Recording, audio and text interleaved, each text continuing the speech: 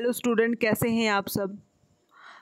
आज जो हमारी वीडियो है वो क्लास 10th बायो का जो फर्स्ट चैप्टर है लाइफ प्रोसेस, उसके ऊपर हम एमसीक्यू डिस्कस करेंगे। जो बोर्ड एग्ज़ाम होते हैं और कम्पिटिटिव एग्ज़ाम होते हैं उन सभी के लिए ये बेनिफिशियल है।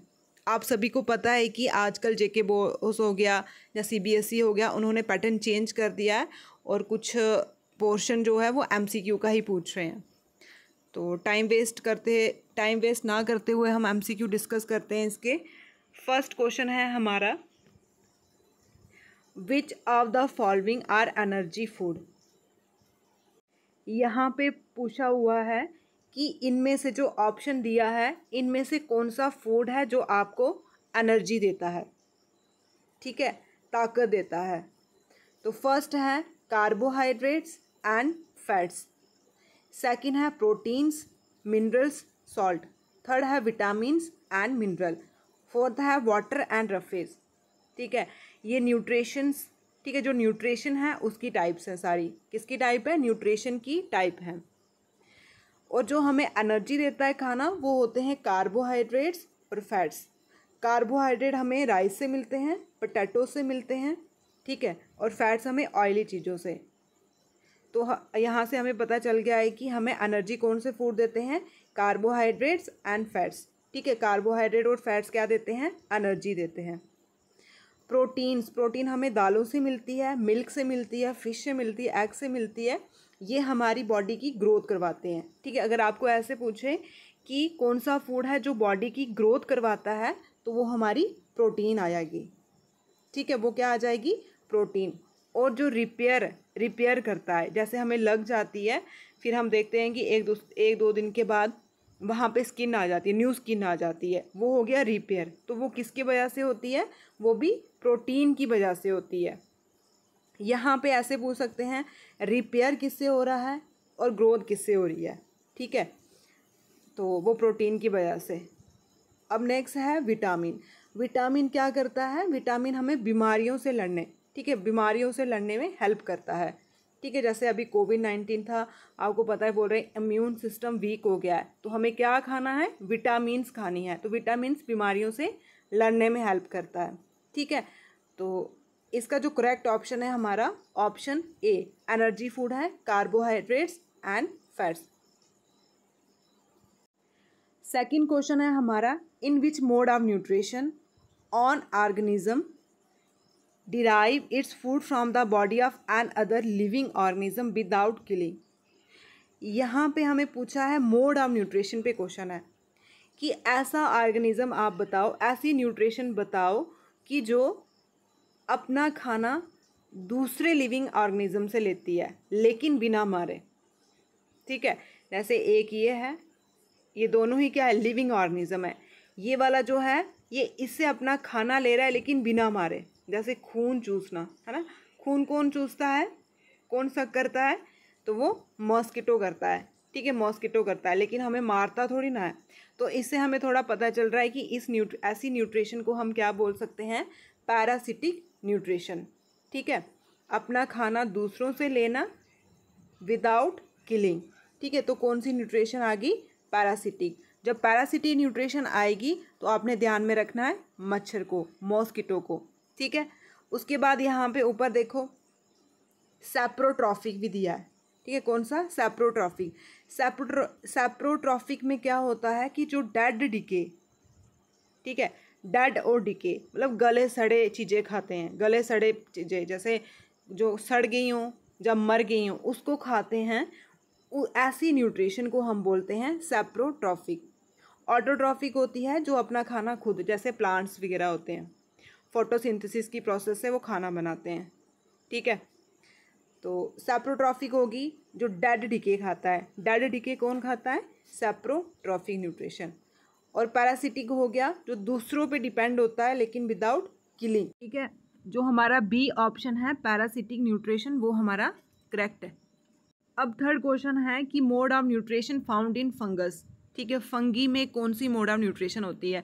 अब ये जो मोड ऑफ न्यूट्रिशन है, जैसे पैरासिटिक होगी, होलोजोइक, ऑटोट्रॉफिक, सेप्रोट्रॉफिक, हिट्रोट्रॉफिक, इन सभी की एग्जाम्पल भी पता होनी चाहिए। अब इन्होंने पूछा है कि जो फंगस है उनमें कौन सी न्यूट्रिशन होती है। तो आपको पता है फंगस कहाँ लगती है, जो चीज़ें मर जाती हैं, गल सड़ जाती हैं, जैसे हमने रोटी रखी होती है तो 2-3 दिन के बाद हम देखते हैं उस पर वाइट वाइट से ऐसे बोल चढ़ जाए, बोलते हैं बोल चढ़ गई है, डोगरी में बोलते हैं। ठीक है, तो उसको हम क्या बोलते हैं, फंगस। जब कोई चीज़ खराब हो जाती है, गल सड़ जाती है, मर जाती है, उसमें फंगस लग जाती है। तो ऐसी न्यूट्रिशन अभी हमने पढ़ा कौन सी होती है, सैप्रोट्रॉफिक न्यूट्रिशन। ठीक है, saprotrophic, dead and decaying. Fungus में कौन सी आएगी, सैप्रोट्रॉफिक न्यूट्रिशन। तो ऑप्शन डी हमारा करेक्ट है। नेक्स्ट क्वेश्चन है कि root of the plants absorb water from the soil through the process. ये प्रोसेस आप सभी ने देखा है। रूट्स कहाँ होती हैं, नीचे होती हैं, मिट्टी के नीचे होती हैं, है ना। तो ऊपर शूट, शूट मतलब स्टेम वगैरह होती हैं। अब यहाँ पे पूछा है कि वो वाला प्रोसेस बताओ। क्या बोला है कि वो वाला प्रोसेस बताओ प्लांट का, जो मिट्टी, जो रूट पानी लेता है मिट्टी से। ठीक है, ये जड़ें हैं तो ये मिट्टी से पानी ले रही हैं, तो कौन से प्रोसेस से वो पानी लेती हैं, ये पूछा है उन्होंने। ठीक है, कौन से प्रोसेस से पानी लेती हैं, तो ये ऑस्मोसिस। ठीक है, जो जड़ें मिट्टी से पानी लेती हैं उस प्रोसेस को हम ऑस्मोसिस बोलते हैं। कौन सा process, osmosis, semi permeable membrane. अब यहाँ पे डिफ्यूज़न भी दिया है। डिफ्यूज़न होता है कि high concentration to low concentration कोई भी चीज़। फॉर एग्जाम्पल, जैसे आप खाना कहाँ बनाते हो, किचन में बनाते हैं। हम खाना कहाँ बनाते हैं, किचन में बनाते हैं। तो खाने की जो खुशबू होती है वो सबसे ज़्यादा कहाँ होती है, किचन में होती है। फिर उसके बाद रूम में जाती है। ठीक है, फिर आहिस्ता आहिस्ता जब फैलती है तो वो कम होती जाती है। तो हाई कंसंट्रेशन से लो कंसंट्रेशन में गई, ऐसे प्रोसेस को हम डिफ्यूज़न बोलते हैं। तो आपको यहाँ पे एग्जांपल भी देके पूछ लेंगे कि किचन वाली या अगरबत्ती वाली, परफ्यूम वाली एग्जांपल बता दो। हाई कंसंट्रेशन से लो कंसंट्रेशन कौन सी है, तो डिफ्यूज़न होती है वो। ठीक है, नेक्स्ट क्वेश्चन है the site of photosynthesis in the cell of leaf is. अब बोल रहे हैं कि लीफ के सेल में, है ना, ये लीव है। आपको पता है कि लीव क्या होता है, किचन होता है प्लांट का। लीव ही खाना बनाता है प्लांट के लिए। कौन से प्रोसेस से, फोटोसिंथेसिस। फोटो का मतलब होता है लाइट, सिंथेसिस का मतलब बनाना। लाइट की हेल्प से, लाइट भी चाहिए, कार्बन डाइऑक्साइड भी चाहिए, पानी भी चाहिए उसको। ठीक है, और उसके बीच में जो सेल होते हैं उसको हम क्या बोलते हैं, उसको हम क्लोरोप्लास्ट। ठीक है, उसको हम क्या बोलते हैं, क्लोरोप्लास्ट। इसी की वजह से क्या होता है, इसी की वजह से उसका ग्रीन कलर होता है। ठीक है, ग्रीन कलर होता है। अब यहाँ पे माइटोकॉन्ड्रिया, माइटोकॉन्ड्रिया एक सेल ऑर्गेनेलिस है। ठीक है, सेल के बीच में पार्ट होते हैं, सेल ऑर्गेनेली है। ये power house of the cell है। ठीक है, power house of the cell का मतलब ये हमारी बॉडी को एनर्जी देती है। किसकी फॉर्म में, एटीपी की फॉर्म में। एटीपी, एटीपी की फुल फॉर्म है एडिनोसाइन ट्राईफॉस्फेट। ठीक है, ये भी बहुत बार पूछते हैं, एडिनोसाइन ट्राईफॉस्फेट। ठीक है, तो power house of the cell कौन है, माइटोकॉन्ड्रिया। माइटोकॉन्ड्रिया क्या है, सेल ऑर्गेनेली है, जो ये हमारे सेल के अंदर होती है। ठीक है, तो इसका जो करेक्ट ऑप्शन है, ऑप्शन ए हमारा करेक्ट है। अब बोल रहे हैं कि in amoeba food is digested in the.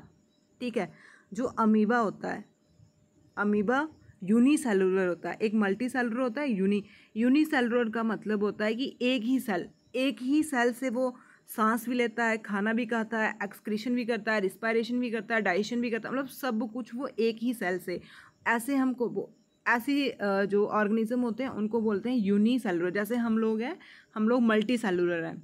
ठीक है, हमारे में किडनी भी है, लिवर भी है, मतलब लंग्स भी है, हर एक चीज़ है। लेकिन जो अमीबा है वो यूनिसेलुलर, प्रोटोजोआ है यूनिसेलुलर, पैरामीशियम यूनिसेलुलर। अब यहाँ पे पूछा है कि जो अमीबा है वो फूड डाइजेस्ट करता है, खाना डाइजेस्ट करता है किसके अंदर। ठीक है, किसके अंदर डाइजेस्ट करता है।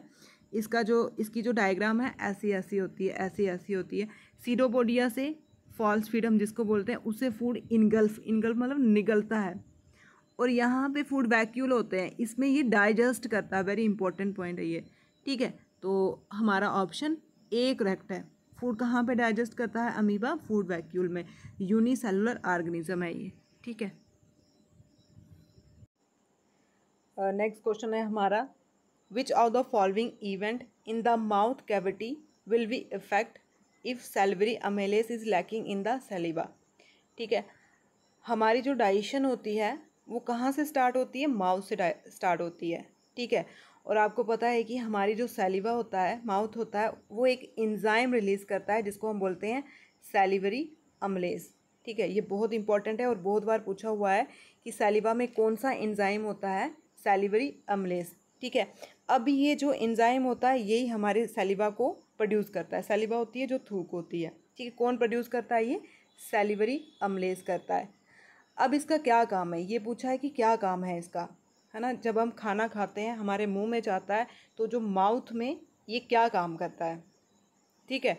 तो इसका जो करेक्ट ऑप्शन है वो A, starch breaking down into sugar, मतलब जो हमने स्टार्च खाया है उसको वो शुगर में कन्वर्ट करता है। स्टार्च क्या है? स्टार्च एक कार्बोहाइड्रेट की फॉर्म है। कार्बोहाइड्रेट जैसे पोटैटो हो गया, पोटैटो में होता है ज़्यादातर ये, ठीक है, उसकी टाइप है ये। स्टार्च इसकी टाइप है, ग्लूकोज इसका टाइप है, लेकिन अभी हम स्टार्च की बात कर रहे हैं। तो ये स्टार्च किसकी फॉर्म है? कार्बोहाइड्रेट को तोड़ता है, किसकी फॉर्म, किस में कन्वर्ट करता है? शुगर में।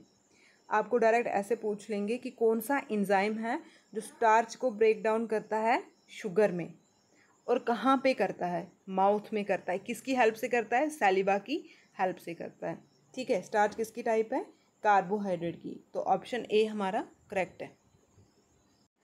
नेक्स्ट क्वेश्चन है, which region of the alimentary canal observe digestive food, ठीक है। जो हमारी एलिमेंट्री कैनाल होती है कि माउथ से लेके एनस तक, ठीक है, वो सारी को हम एलिमेंट्री कैनाल बोलते हैं। वो जो होती है वहाँ पे खाना कौन से पार्ट में डाइजेस्ट होता है? क्या पूछा है? जो एलिमेंट्री कैनाल होती है, जो डाइजेस्टेड फूड होता है, जो खाना पच जाता है, वो कहाँ पे जाके एब्जॉर्ब होता है, ठीक है।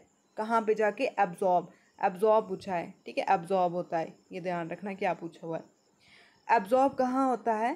पेट में। तो पेट में आपको पता है कि पेट में बैक्टीरिया मारता है। कौन मारता है बैक्टीरिया को? HCl एसिड, ठीक है।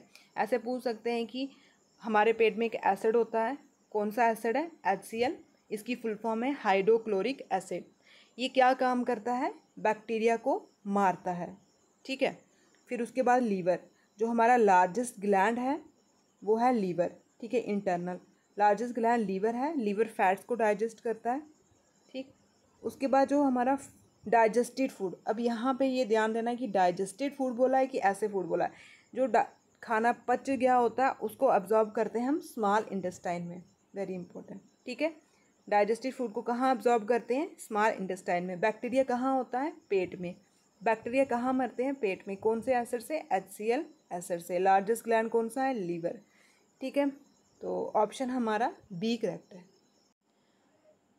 अब नेक्स्ट क्वेश्चन है हमारा कि जो फूड पाइप की वॉल, ठीक है, जो हमारा माउथ है, जो हमारी नेक है, वहाँ पे एक फूड पाइप होती है, एक विंड पाइप।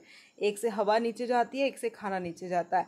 जब वो कॉन्ट्रैक्ट और रिलैक्स, ठीक है, ऐसे कभी सिकुड़ जाती है, कभी खुल जाती है, कभी सिकुड़ जाती है, कभी खुल जाती है, ठीक है। ऐसी मूवमेंट को हम क्या बोलते हैं? ठीक है, आपने देखा भी होगा, आप चेक भी कर सकते हो। उस टाइम जैसे ऐसे ऐसे होगी, कॉन्ट्रैक्ट एक्सपैंड, फूड पाइप की बात कर रहे हैं उसकी बात। तो ऐसी मूवमेंट को हम बोलते हैं पेरिस्टाल्टिक मूवमेंट, ठीक है, पेरिस्टाल्टिक मूवमेंट। ऑप्शन सी हमारा करेक्ट है। अब यहाँ पे ट्रांसलोकेशन का मतलब होता है जब प्लांट में फूड ट्रांसपोर्ट होता है। फूड कौन ट्रांसपोर्ट करता है? फिलोम ट्रांसपोर्ट करता है। कहाँ से करता है? लीव से पूरे पार्ट तक, क्योंकि लीव ही खाना बनाता है, वहीं से वो डिस्ट्रीब्यूट करेगा आगे। तो ऐसे प्रोसेस को हम बोलते हैं ट्रांसलोकेशन। ट्रांसलोकेशन में फूड ट्रांसफ़र होता है और ट्रांसपायरेशन में वाटर, ठीक है।